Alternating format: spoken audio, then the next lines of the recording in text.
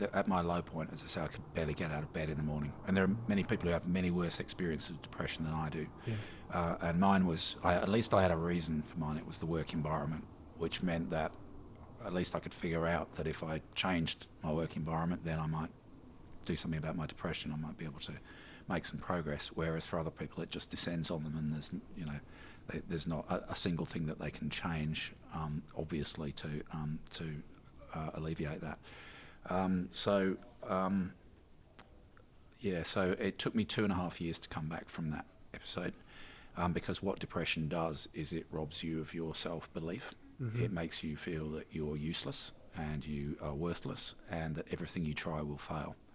And why would you ever think that anything's ever going to work for you, because you're a loser? Totally. And that's a terrible negative voice to have in your head.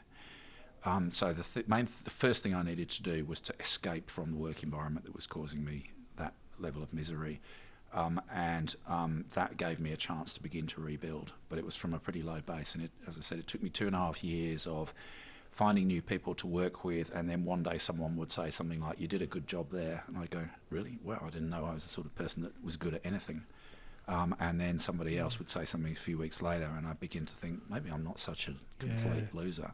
Totally. And so it might sound weird that the head of a Commonwealth department is talking about a time only 20 years ago when I felt that I couldn't do anything, but that happens to people. That's what depression does, and you can find your way out of it. But it was a long road back, and it needed a lot of support and tolerance from my wife and from my friends, some of whom were quite worried about me at the time, I think. And I was just lucky that I managed to find a new role somewhere else. But a change of scene, I think there are things that I could have done to help myself. I could have looked after my health more, drunk less, done more exercise, that kind of stuff with hindsight.